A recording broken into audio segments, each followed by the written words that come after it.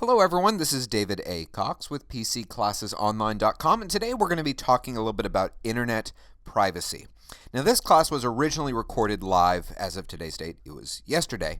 It's now March of 2014, and sometimes when I'm done teaching a class, instead of just producing it immediately to the internet, I like to sit on it for a night and just see if there is something that I missed that I could possibly cover to go that extra little mile and give you that extra piece of important information. And it's funny how things seem to fall into place, because last night I was sitting at home watching TV and the news program 60 Minutes comes on. And what are they talking all about but internet privacy? And they had a new tip that I had never heard of that I was so impressed by, tried myself, and worked, that I felt compelled to re-record the class. So today we're talking about basically 5 different categories. We're going to talk about privacy when it comes to your PC, Mac, the internet in general, Facebook, and email. Some of these categories are going to kind of overlap, so please excuse that. But my goal today is to give all of you as much important information as possible. Some things you may already know or already be doing, that's great, but hopefully you still come away with something today. So let's get started. We're going to start off with talking a little bit about Windows.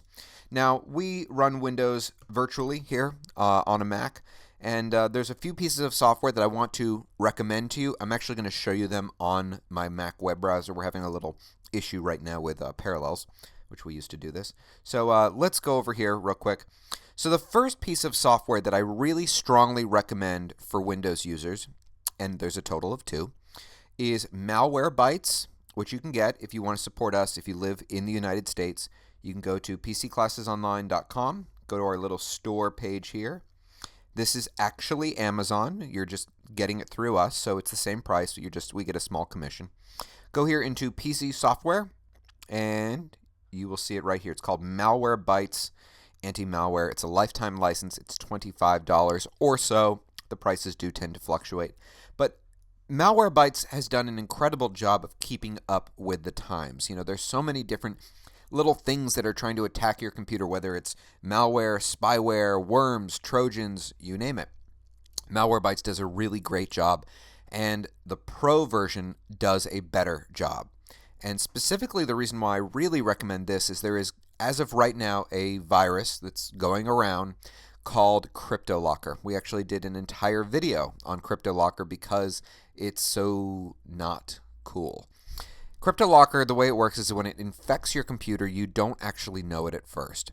And what it does is encrypts all of your data so that you can't open it, and then a ransom screen pops up on your screen. They want you to pay a certain amount of money in order to get your stuff back.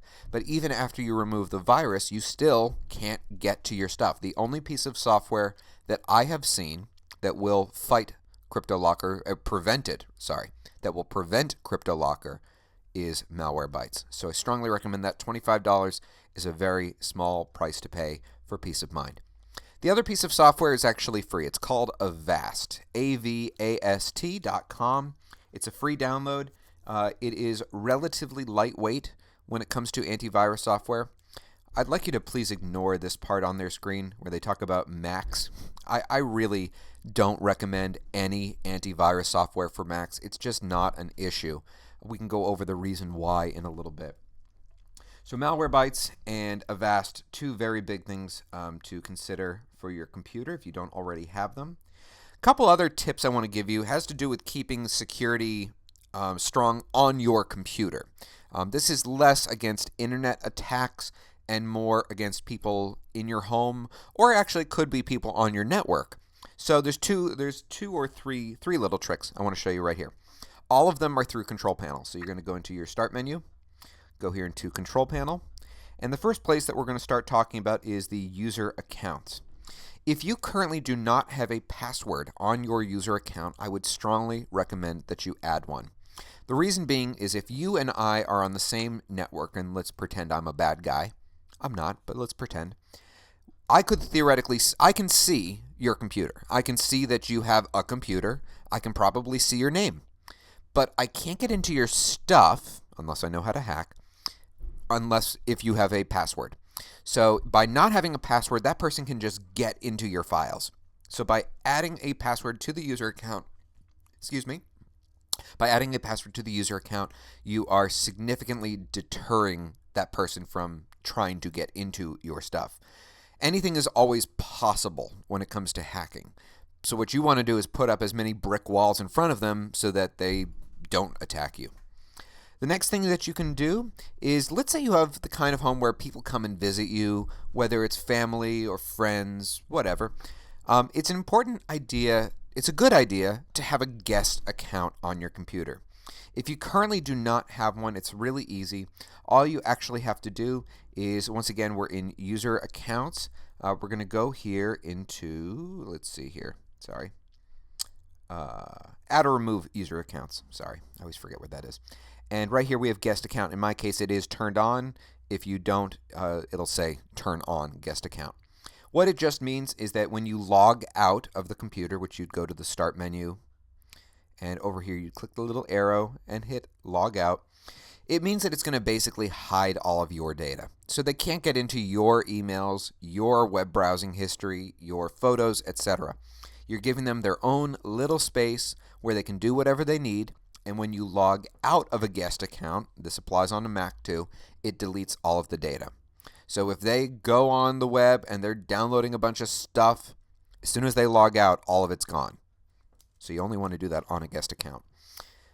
That's the next little tip. Another one I wanted to give you, let's go back to the main control panel window, is, excuse me, frog in my throat, is the importance of having a firewall.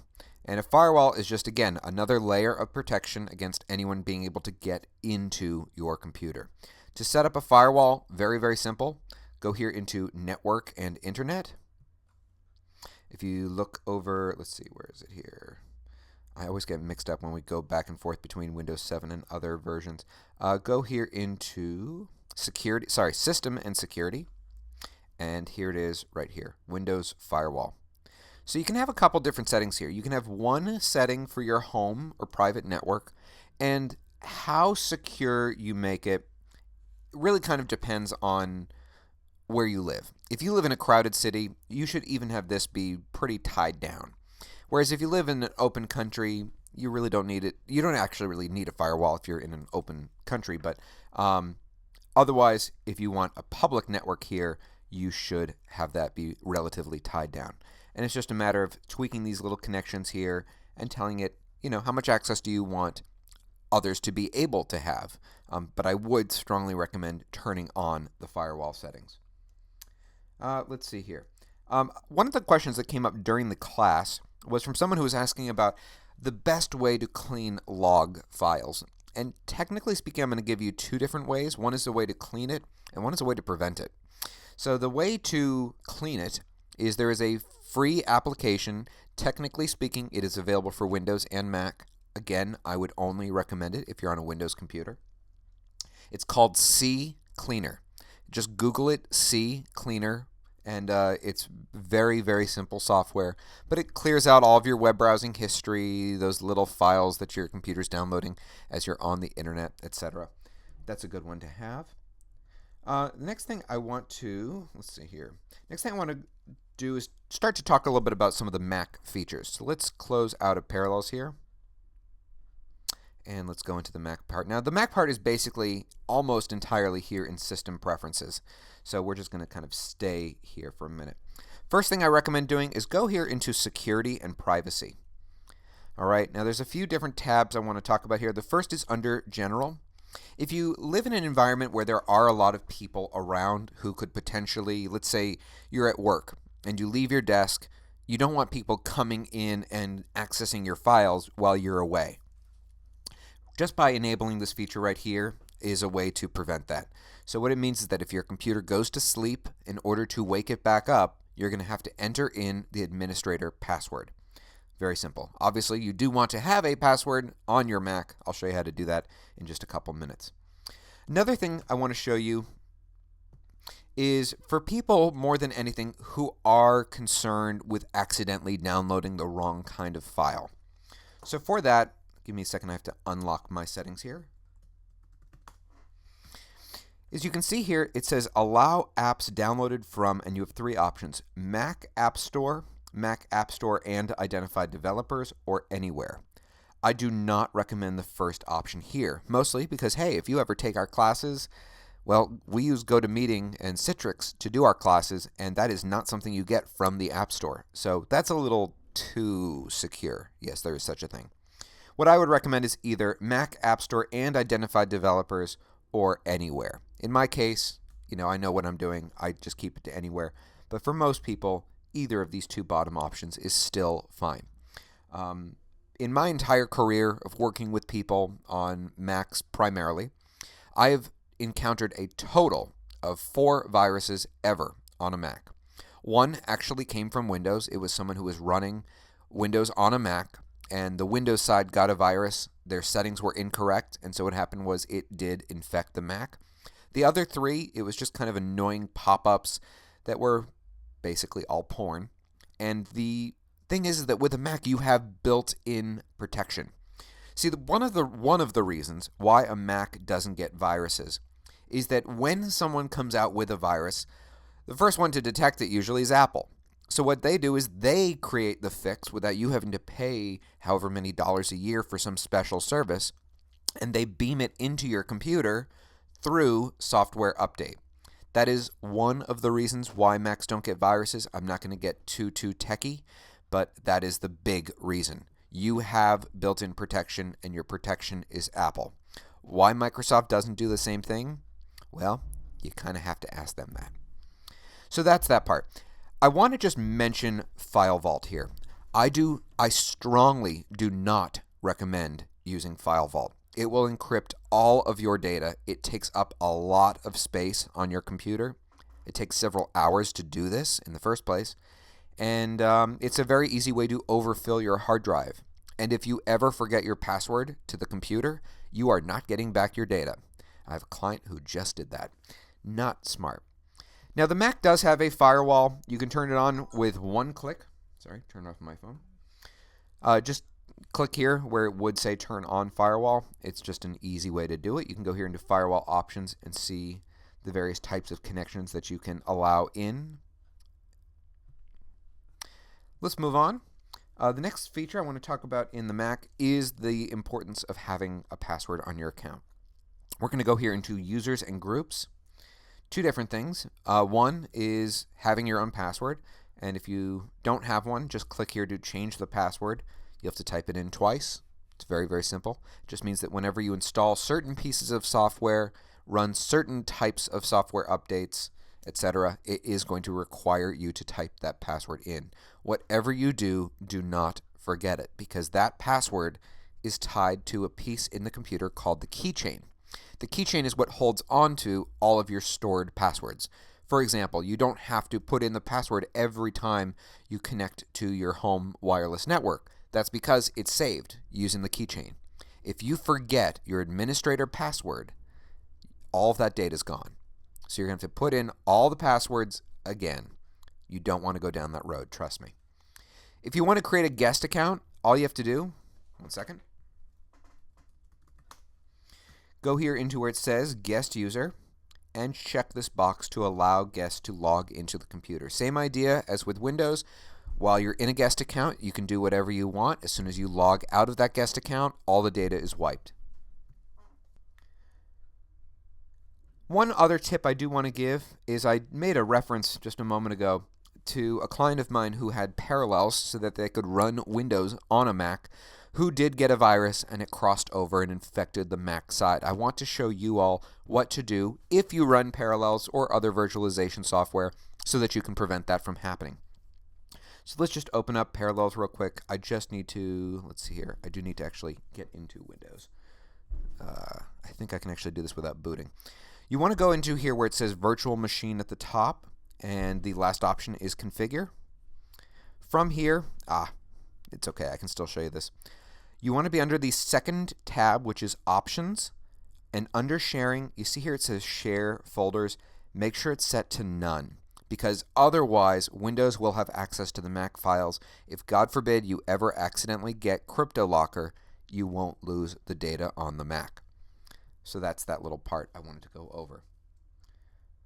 There's also a very strange, it's not really technically a virus, but there's this let's call it just like a cold, that's going around for Safari. It seems to target more than anything, where if you get this bug, when you open up Safari, it's going to take you to a screen and it looks very official and it says, "We've detected kitty porn on your computer, pay us $300 and we'll go away." It's very, very simple to remove, and no, you do not have to pay them $300, and I hopefully doubt that you have kitty porn on your computer. The way you can remove it, it's very, very simple. If you ever encounter this, just hold down the Option key on your keyboard when you click on the Safari icon. It'll reset that part so that it will clear out. You won't have to worry about that. And now what we want to do, I want to talk about internet security. And this is getting into the part where 60 Minutes came into play. So web browsers, there's a million of them out there. Not really a million, but there's Safari, there's Internet Explorer on the Windows side, there's Firefox and Chrome, Opera.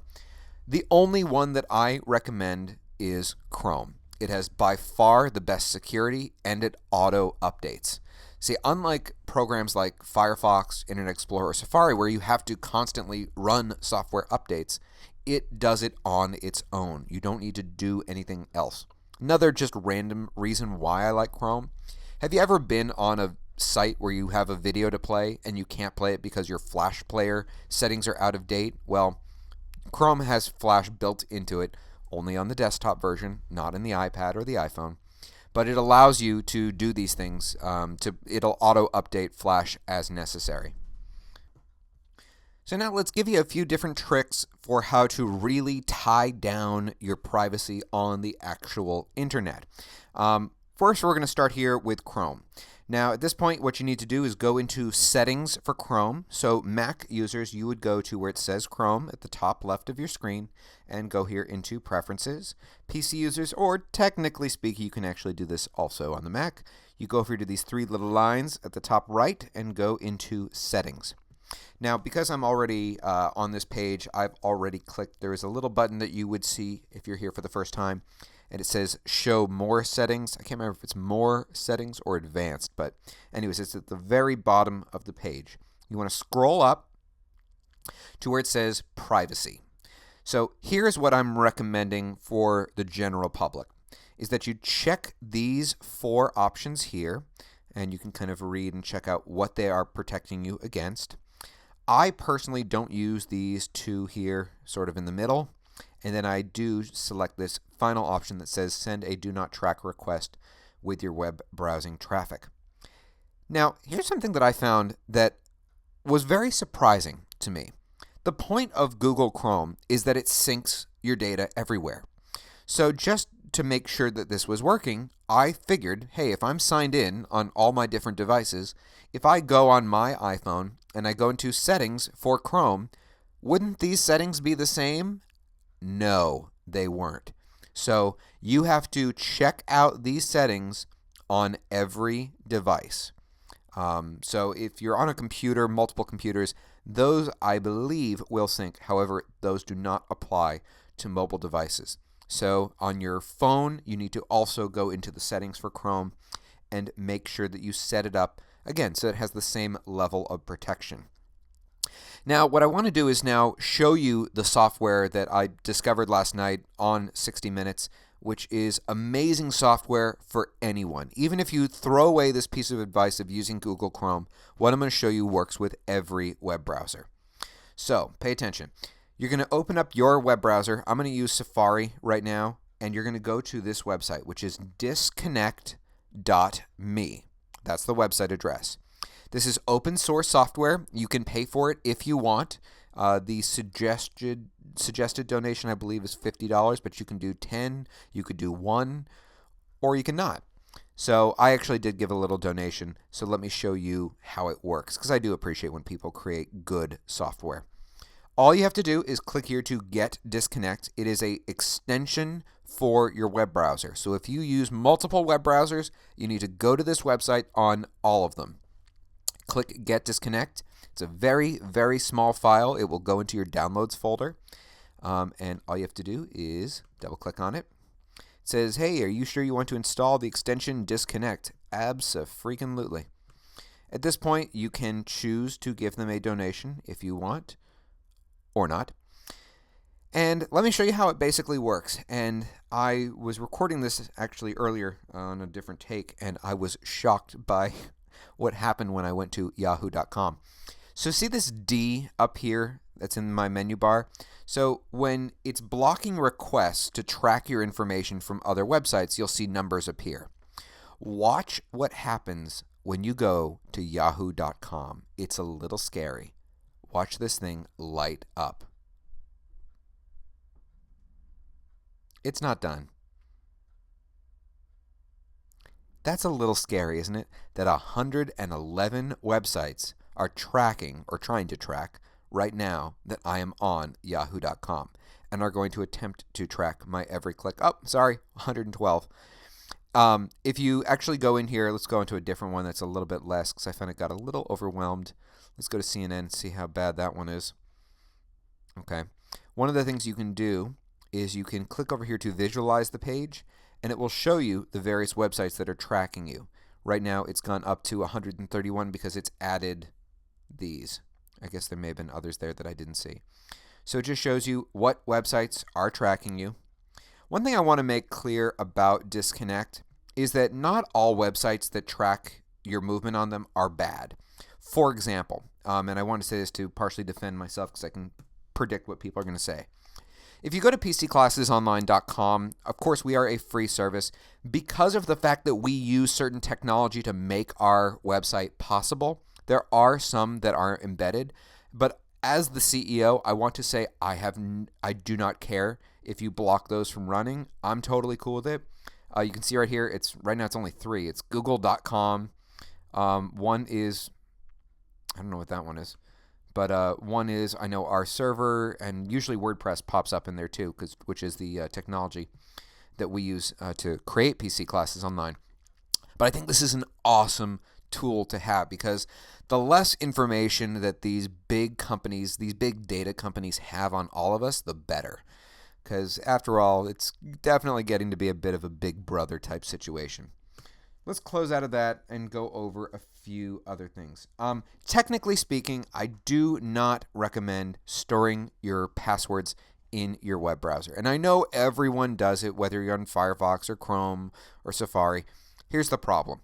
Let's focus on Chrome here for a second.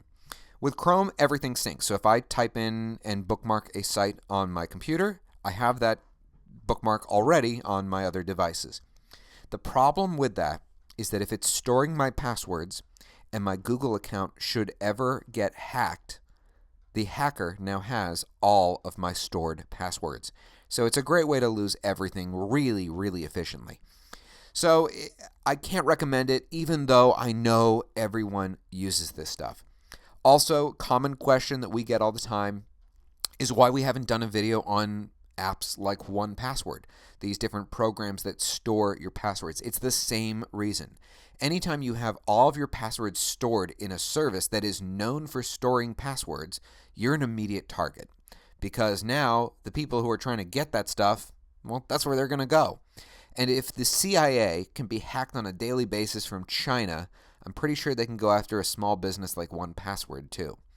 So that's my little spiel on that. Next thing I want to do is talk just a little bit about Facebook. And for this, I have some screenshots I'd like to pull up real quick. Because there's a whole bunch of different scam artists out there.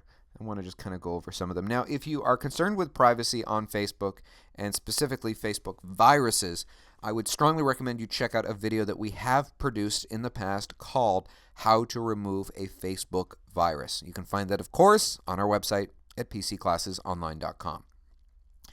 What it basically shows you in that video is that you need to go into your privacy settings, and in privacy settings on Facebook, there's a thing for apps. Facebook viruses are actually apps, and all you have to do is click this little X right here to remove them. It's also the big reason why I generally don't recommend using Facebook apps, whether it's for birthdays or for games, etc., because you are giving these companies access to your information. So it's an important thing to go through and clear that out and make sure that no one else is using your content. Let's go to one of these other ones. This is a scam to be on alert for. This is, again, just a screenshot that I captured from Google. which appears to come in to your email and looks like it's from Facebook.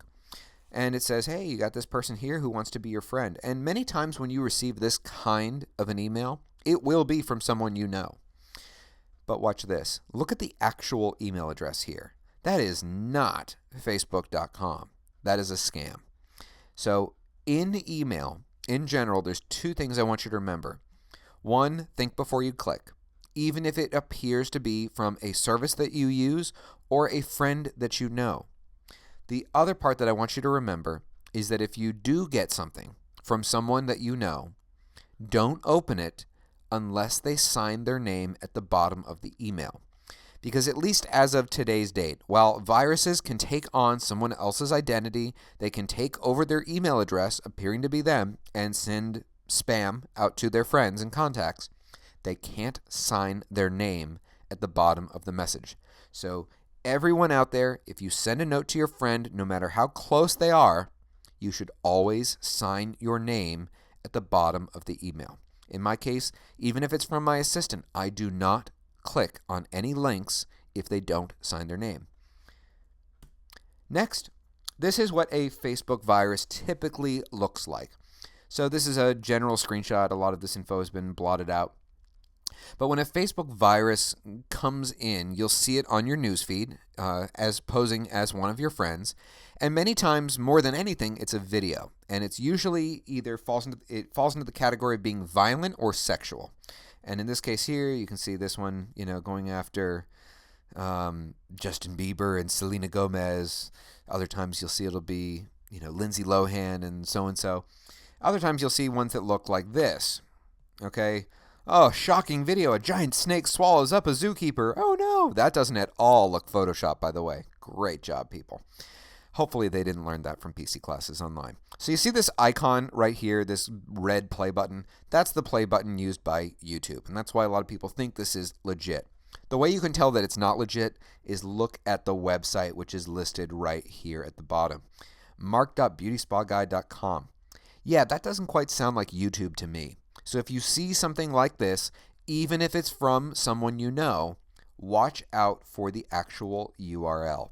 If it's not YouTube, don't click on it. And even if it does say YouTube, sometimes what people will do is they'll misspell it. So they'll put, instead of Y-O-U, they'll put Y0U, because a 0 looks like an O. So just to, again, something to be aware of. Did I have any other graphics here? Yes, this is just another example, another Facebook scam. Someone has added you as a friend. Click here to add friend. And what that does, it's a slightly different type of scam. That's what is actually referred to as phishing. And this kind of cross-pollinates with what we were talking about with website security. So look at this website right here. Looks just like eBay, right? Yeah, look at the website address. That is not ebay.com. Anyone can take a screenshot of a website and recreate the forms and try to capture information. So what this site here is trying to do is it's trying to lure you in so that you give them your eBay username and password, and then they just go on a shopping spree as you.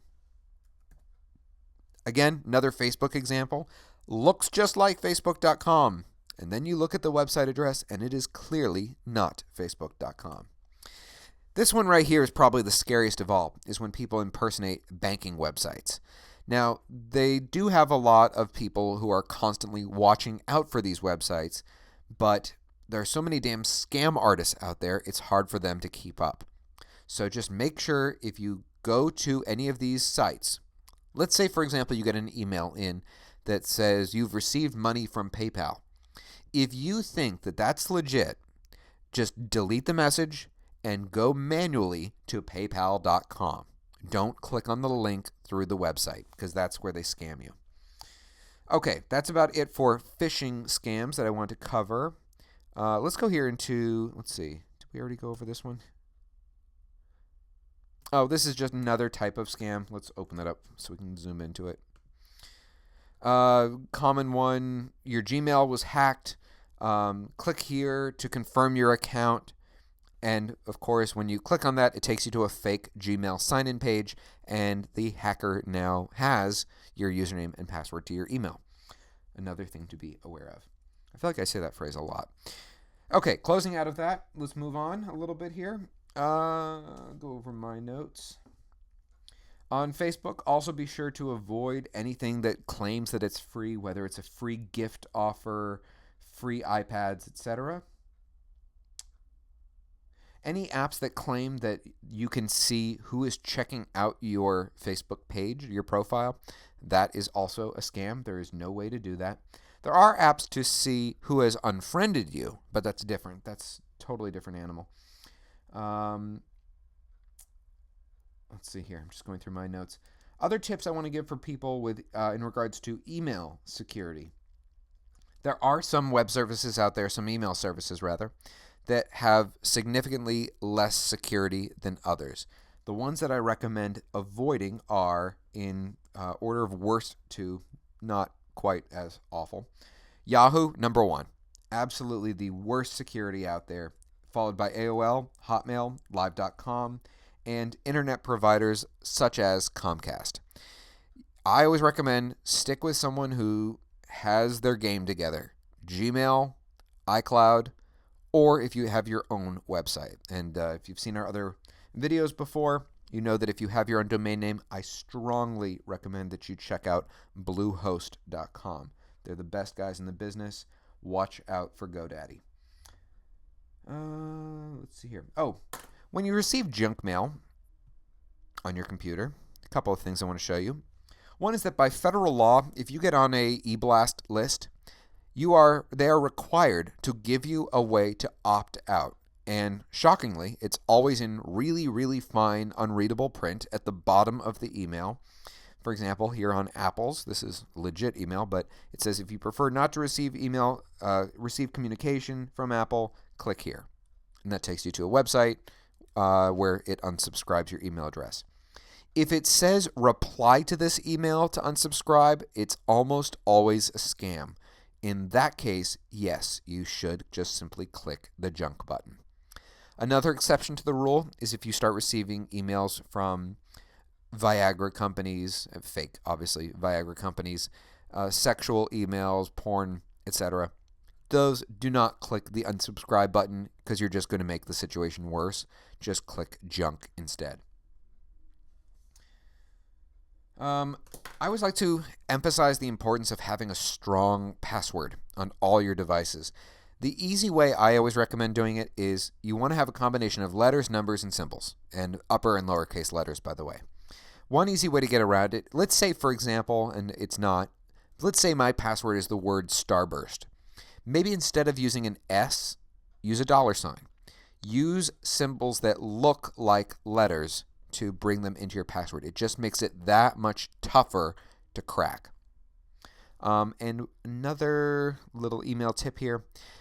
Regardless of what email program you use, almost all email services use this feature where if the name is attached to the email address, for example, here you see Apple, if you either hover your cursor over the name, there we go, or if you click on the little icon to the right of the name, you can see the actual email address.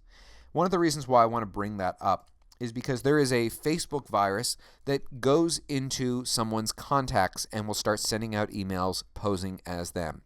It will say their name, but you have to actually click here to see the real email address. And that's the part where you'll figure out, something here isn't quite right. That's a little tip. Let's see here. Now what I want to do is give you a trick to store your passwords, because I already said, hey, I can't give an endorsement to 1Password. I can't give an endorsement to storing your passwords on any web service. So here's an easy way around it. And this is going to sound really old school, but you know what? It works. No matter what software you have, whether it's Word or Pages, open up a document. And let's use the more recent version. And if you have Word, we have done an entire class on this before. You can find it on pcclassesonline.com. And what you're going to do is create an entire document filled with your passwords. Now, a few things. Don't name the document my list of secret passwords. You want to name it something that is so incredibly boring that no one will ever care to look at it. An example would be taxes from 2004, recipes, I don't know, knitting guide, something just really boring that no hacker is going to really focus on. Then when you're done writing your document with all of your passwords, there's two things. One, print it and consistently print it so you have updated versions of it. And also set a password to the document. In the case of Pages, you go to File and Set Password. On Microsoft Word, it's usually File, Save, and on the Save page there are options. And you click in there and it says Set Password. So what this means is that in order for me or anyone to open this document, they're going to have to type in a password. Whatever you do, don't forget that password. That's that part. If you want to go a little bit beyond that, you can even save a copy of that document to one of the cloud services like Dropbox or Google Drive.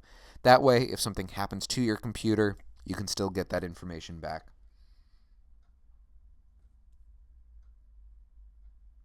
Let's see. I think two other things I wanted to really go over here today.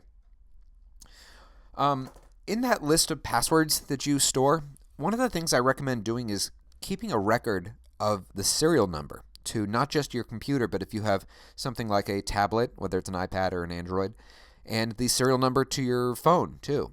Because if those devices are stolen, depending on which one you have, the companies that make them can actually lock out the device if you have the serial number. On the Mac products, let me give you a quick rundown of how to get it. On the Mac, go to Apple icon, About This Mac. See here where it says version 10 point whatever? Double click on that number. That will reveal the serial number. On the iPhone and iPad, you're going to go into Settings, General, and About. And under About, you'll see the serial number there. The Android products are all different.